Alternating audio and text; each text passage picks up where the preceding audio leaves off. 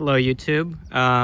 Today I've got here with me my GS and my ES, both of which are, I guess, Lexus's mid-size luxury sedan. So in this video I'm going to compare both of them, show you all the features, take each one for a drive, tell you what I think about each one, having owned the ES for 7 years and the GS. This is my second GS 430, so I do have quite a bit of experience with this one, but I just purchased this one in April of 2024, so pretty recently. This is my first time doing any sort of video like this, so just, bear with me, but we'll get through it, I guess.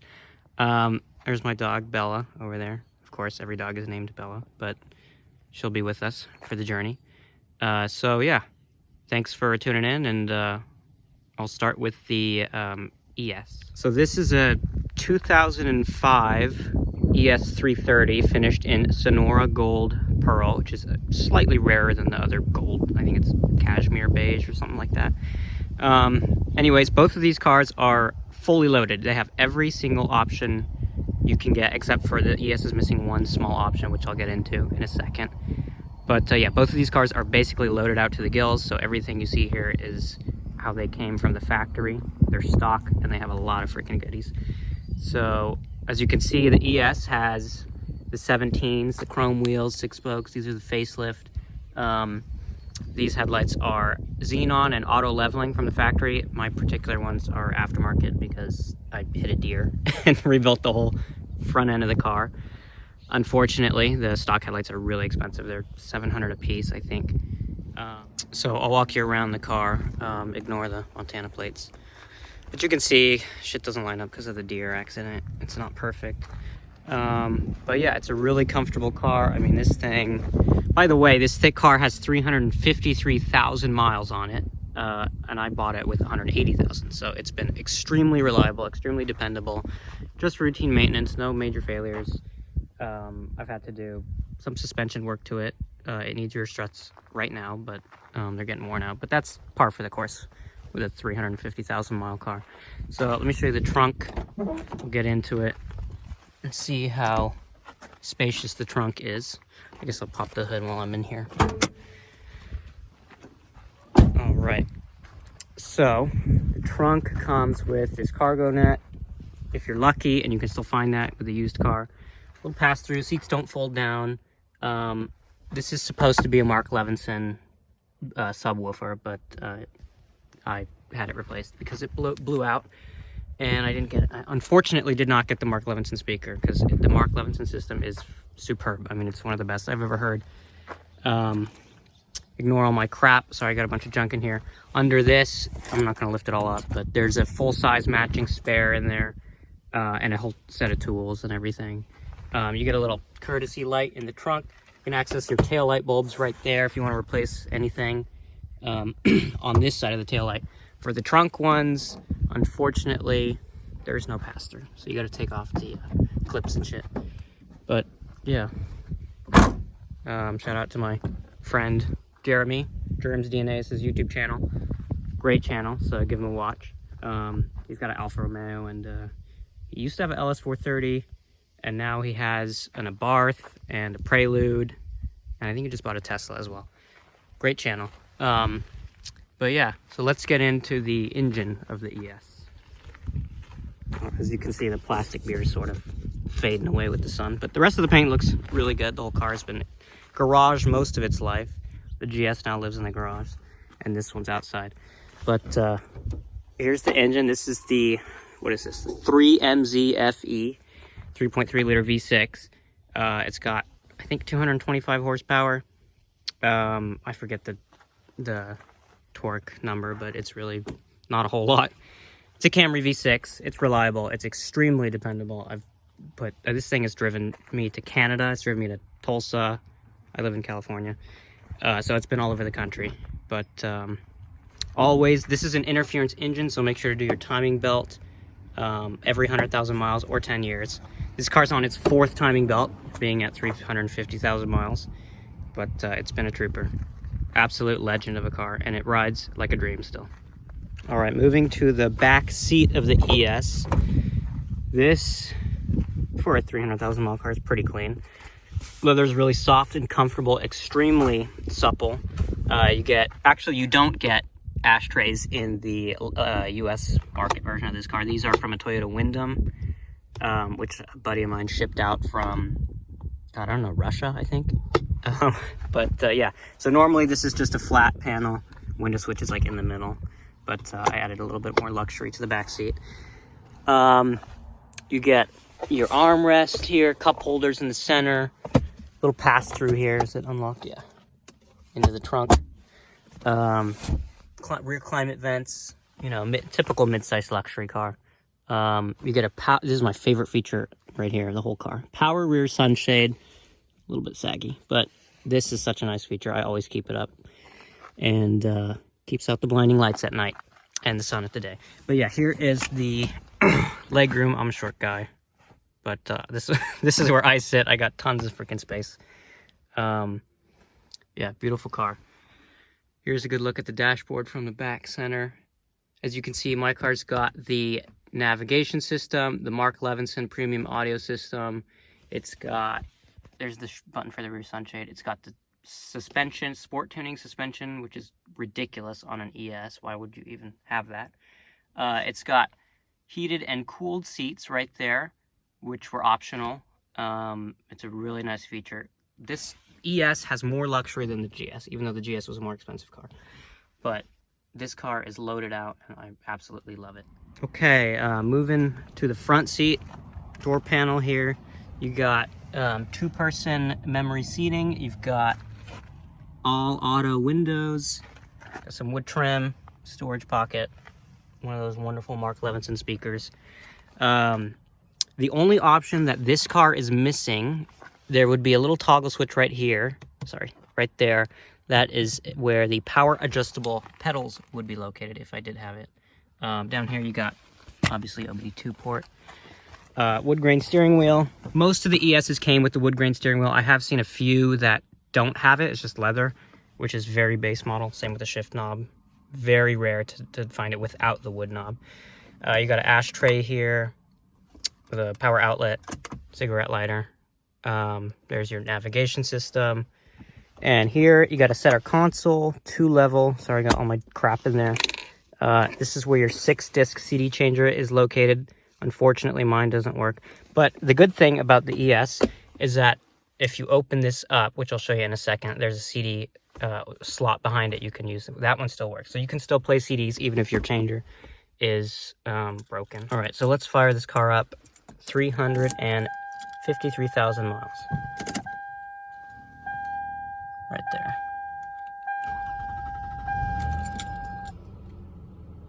Like nothing. And you got your nav system, voice navigation. It's touchscreen, obviously. Why wouldn't it be? This is 2005.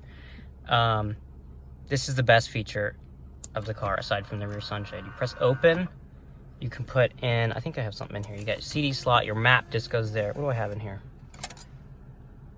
I got Ralph T. Let's put that back in. Close this up. It's gonna start playing automatically, so I'll let you hear the Mark Levinson system. Let's see what we got in here.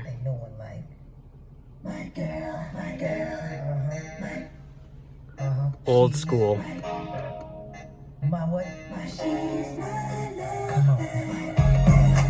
Anyway, sorry about that. That is Ralph T, obviously. He's got some good old school music. Cooled seats.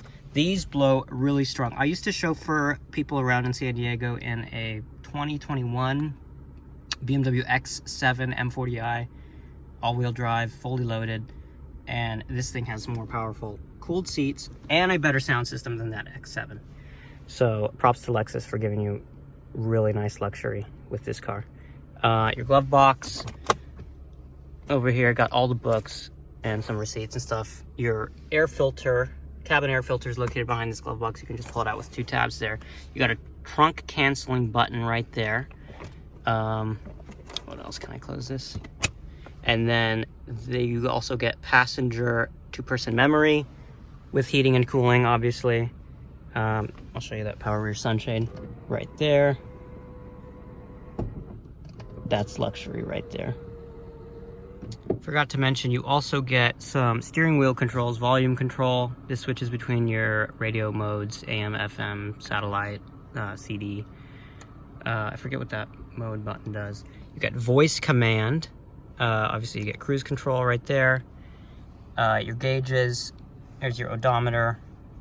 There's your this display button controls the middle one. Here, if you press display, it cycles through average miles per gallon. A bunch of other shit. Another average, whatever, and your range. Blah blah blah. Tachometer. I got check engine light on because of bad catalytic converter, but the car is flawless other than that. Let's see, up here, zoom out. You got sunglasses holder. You got 2 lights up here. You also get more lights for your mirror right there on the ceiling. Everything. These don't sag, unlike Volvo. I mean, I love Volvo, but these things are always sagging in Volvos. You get your sunshade for your sunroof. One touch, opens all the way up. Still works. 20 years and 1 billion miles. And one touch close. And it tilts up also, obviously. Like that. And yeah, that's pretty much a whole tour of the ES. It's a really nice feature, loaded with features car, excuse me.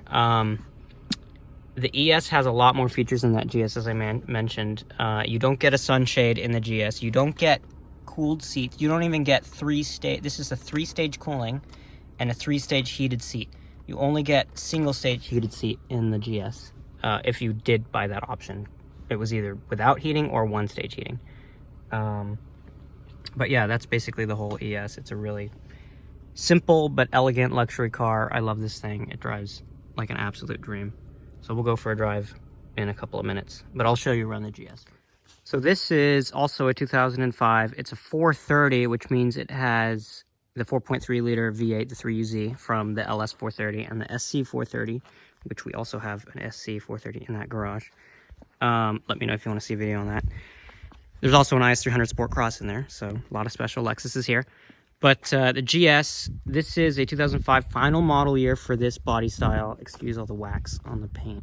The paint is really good, but it's not washed, so it looks terrible. However, this is one of 422 V8s produced in 2005. It's pretty rare, but I think they made something around 12,000 something GS 430s for the whole run. But yeah, it's super sweet car. It's got the upgraded 17-inch, what are these, 7-spoke wheels, the sport wheels. And it's got the wing, which is available, I think comes standard on the V8s, but is optional on the 2JZs. I'll get into the trunk and the engine and show you guys all that. It does have xenon auto leveling headlights, just like the ES did from the factory. You can get yellow fog lights. I think also come standard on the V8 from the factory. They're optional on the 6-cylinders, the GS 300s. But yeah, xenon with yellow fogs looks really good. Cool look at night. But let's get into the trunk. So give me a second. Pop that trunk right here. Pop the hood right there. Got your crotch cooler right there. That'll keep you nice and cool when you're driving to Vegas, which I do many times. And let's see here. Trunk. Oh, I haven't opened that in a long time. Rubber seals are sticking. Back here, got your books back here. I think I have everything.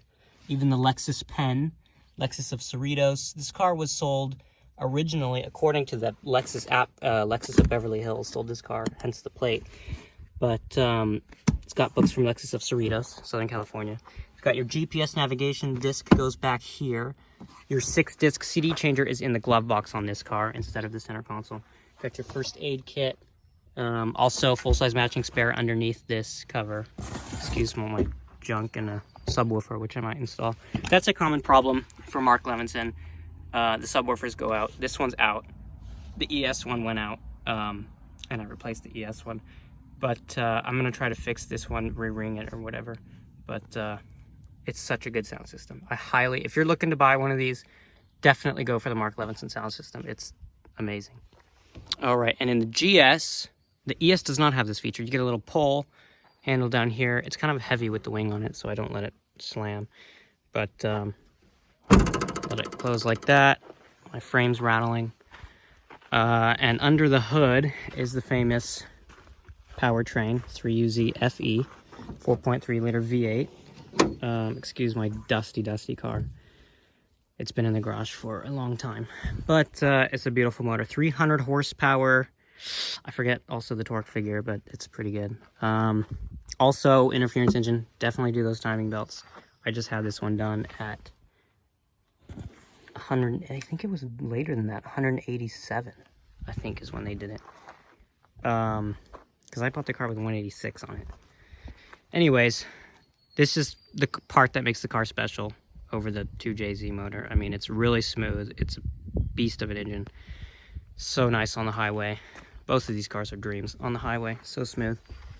But let's get into the back seat and the front seat of the GS interior. So for some reason, I guess this is an older style, but you get this style door handle which you reach under. The ES has these. You can reach both sides, and they're chrome.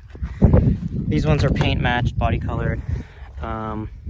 In the GS, they did come standard with ashtrays, so that was a nice VIP feature. You get some wood trim, automatic windows all around. No rear sunshade in this car. That is out of a Camry XLE V6. Don't ask. But this car does not come standard with a rear sunshade unless you got an Aristo from Japan. I think there was an option in Japan for that. You get little courtesy door lamps up there. Let me hop in here. Little hook. The ES also has hooks, so very similar back here. A little bit more spacious in the GS. Also rear climate vents. Another pass-through with pop-out cup holders, like that. And this one does not have, this does not have a pass-through, just an armrest. You get some pockets back here like the ES. But here is a view of a fully loaded GS cabin. Comes with also Mark Levinson audio, navigation, wood grain ashtray, wood grain steering wheel. The heated seat button is located in the center right there. You got some cup holders. That is my cassette adapter. This shift knob is out of an SC430. It also came in the Sport Design GS300, but there was a two-tone leather and wood that came out standard on the GS430. Let's hop into the front seat. All right, so I just got my car back from the shop, so forgive that. But the carpets underneath are really, really clean. Full black interior is kind of uncommon on the GSs. They're usually tan, but the black looks nice with the wood. I'm not a huge fan of black paint, to be completely honest. I really wanted the green GS400, but here we are. Let me fire it up. I don't have the remote fob, unfortunately. It didn't come with this car, but power, tilt, and telescoping steering column. Excuse my radar detector. This one has 191,000 miles and is in extremely good condition. Your navigation system's really, really nice. In both of these cars, I like the voice that navigates you, guides you. In both these cars, they kind of function exactly the same. You would do destination. You can enter an address. You can enter a point of interest name, marked points that you have marked. You can enter like an intersection, like Balboa and Ventura Boulevard or whatever. You can also enter it by previous starting point, by freeway on-ramp. You can change the area of the whole system. Let me see what I got here. Previous starting point. Las Vegas. Renew. Enter. Start. Please proceed to the highlighted route, then the route guidance will start. So there you go. That's the navigation system. You know, menu, suspend guidance to end it. Also get this wood grain ashtray, which is available on the V8 facelift. So not the 400, but the 430 only. And the Sport Design 300s, I think. Your air conditioning is through the system, so you press climate. You do that to turn it on, turn off the AC pump, compressor, excuse me. your fan speed, your direction. Turn it off. It all works. Heated seat, your power electronically controlled transmission is located there. It turns on this light. It delays the shift points. I'm sure you all know this, but it delays the shift points, and that helps, you know, get the power band a little bit higher into the rev range. Vehicle stability control off right there. And yeah, this is a fully loaded GS, so you don't get cooling seats, you don't get power sunshades. Your CD changer is in here, but this is a pretty, this is the OEM shift knob, by the way, black with leather. Still pretty nice, but it's a little faded, so I bought the SC one. Here's your multi-CD thing. It's the cartridge, because this also doesn't work, unfortunately. I'm gonna send, there's a shop in Monrovia that repairs the CD changers, which I'm gonna take both of these cars to. Do that eventually. Up top, sunroof controls, lighting controls, off door, garage home link, just like the ES. This sunroof is quite a bit bigger than the ES, I think. Oh, tilt up like that. Yeah. Oh. Sounds a little bit sketchy. It still works, thank God, because that would be a pain in the ass to fix. Close that up. Here's a look at the back seats. Leather's in good shape. It's a beautiful, beautiful car. And we'll go for a ride in the ES first, because that's my pride and joy. And then we'll go for a ride in the GS, because this car is more special. Almost forgot. Let's hear that Mark Levinson audio in this car for a second. This is without the subwoofer, mind you.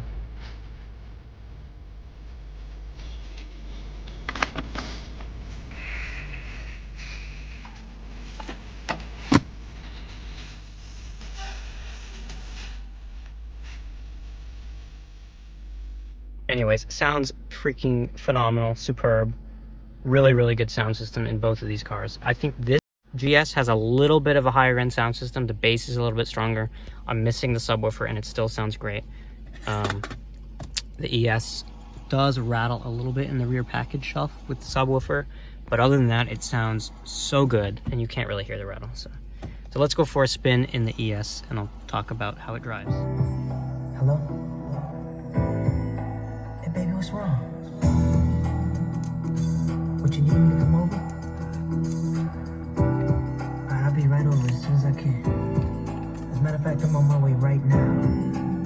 Don't worry about me. Okay, enough of that. Let's go for a spin in the ES. Excuse my, I know this video is going to be really shitty, bumpy camera and all that camera work. Let me plug my phone in.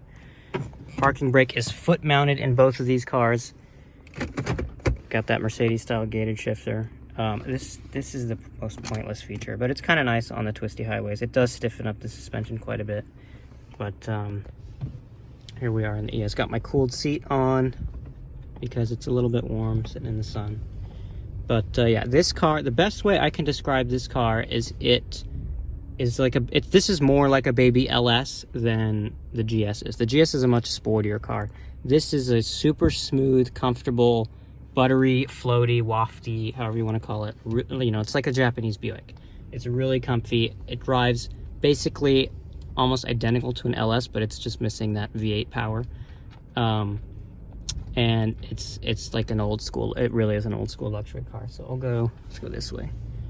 It's got enough power. 225 is, you know, it keeps up with modern traffic, obviously. But yeah, you can see it's just quiet and serene in here. And if you got the music playing, you really can't hear anything from the outside. It is such a quiet car.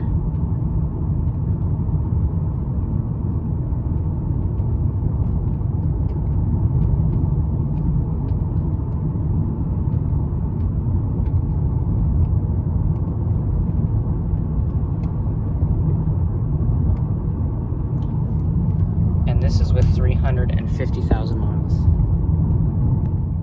Look, we got a BMW broken down over here. He's probably only got not even 100,000 miles. Anyways, I'm in a much superior car. I'll give you guys a bit of a acceleration pull in a second. Let's get past this semi-truck and this loser in his BMW so he doesn't think I'm flexing on him in an ES. Anyways, okay, here we go.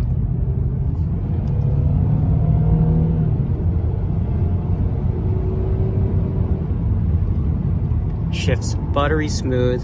The engine is so ridiculously smooth in this car. It's like insane. It's like a sewing machine. Toyota really just, the quality is insane.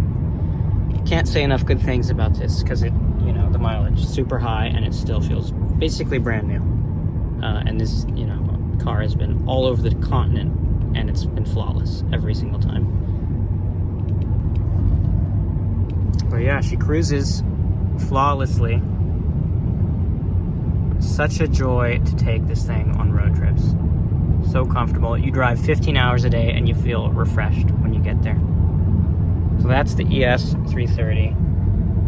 This is probably the best car for non-car enthusiasts, I would say. It's definitely not, you know, exciting or anything, but god damn is it comfortable. All right, so let's go for a spin in the GS 430. Just got my tape playing still.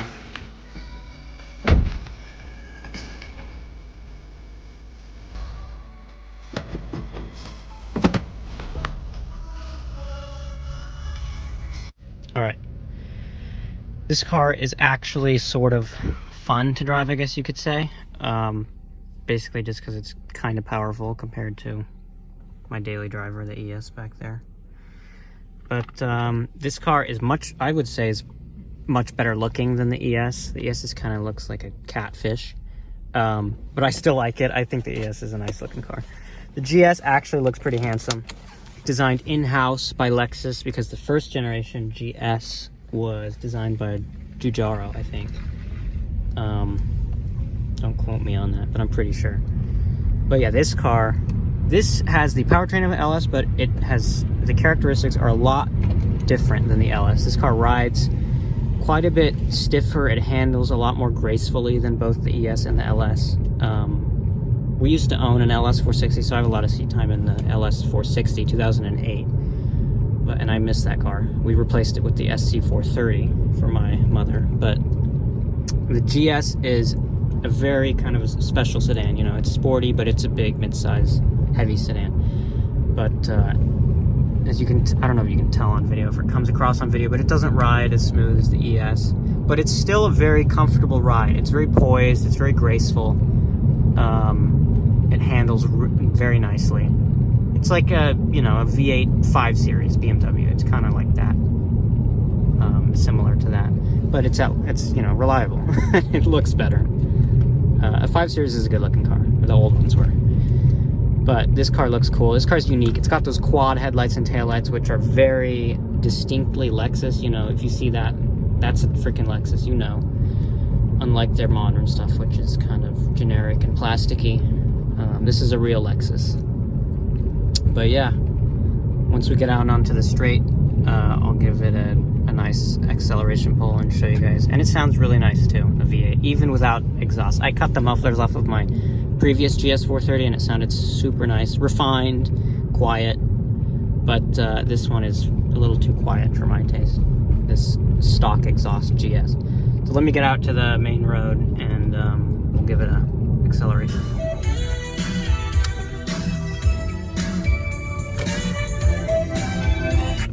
All right, here we go in the GS.